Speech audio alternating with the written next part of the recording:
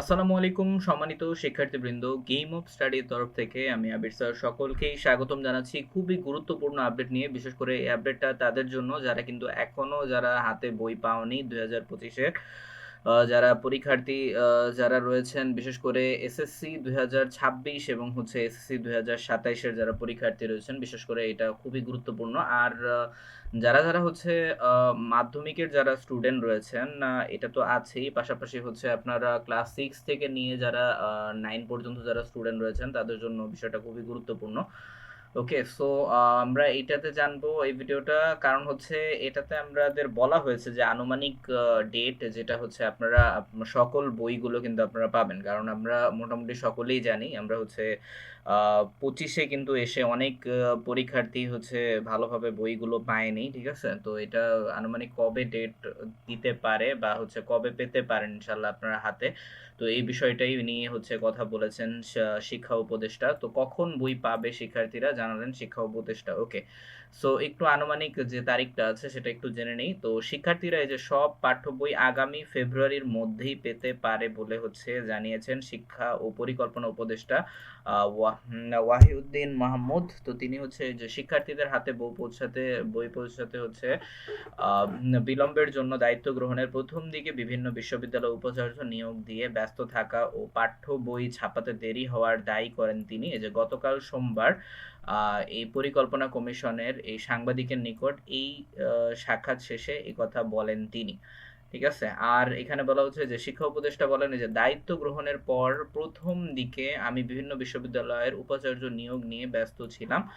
পাঠ্য বই নিয়ে কাজ করা কর্মকর্তারা বলেছিলেন সব বই নির্ধারিত সময়ই পাবে, কিন্তু পরবর্তীতে শেষ দিকে দেখলাম পাঠ্য বই হাতে পৌঁছে দিতে এখনো অনেক বাকি। তো এই যে প্রথম দিকে আর্ট পেপার পাচ্ছিলাম না, ঠিক আছে, আমরা আর্ট পেপার পাচ্ছিলাম না, কাগজের সংকটও ছিল।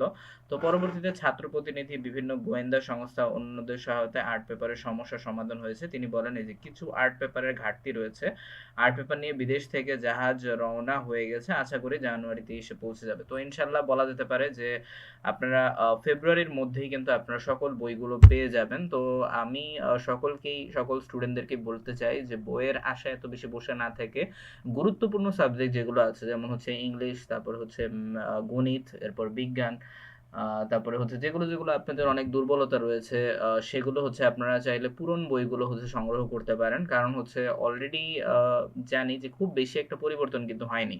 বিশেষ করে বাংলাটা চাইলে নতুনটা ছাড়া আপনারা পুরানটা স্কিপ করতে পারেন, কারণ বাংলা কিছু অংশ অনেকগুলোই চেঞ্জ করা কিন্তু হয়েছে। বাংলা, তারপর হচ্ছে ইতিহাস এবং বিশ্ব পরিচয়, এই রিলেটেড সাবজেক্টগুলো বাদে আপনারা আপনারা হচ্ছে গণিত, তারপর হচ্ছে ইংলিশ, এগুলো কিন্তু ইজিলি বাসায় কিন্তু প্রিপারেশন কিন্তু নিতে পারবেন। তো বই একের অধিক থাকলে কিন্তু সমস্যাও নেই এটা, হ্যাঁ, কারণ অনেক বই হচ্ছে দেখা যায় ছিঁড়েও যায়, অনেক নষ্ট হয়ে যায়, হারিয়ে যায়। তো এটা আপনাদের জন্যই ভালো দুইটা বই যদি থাকে।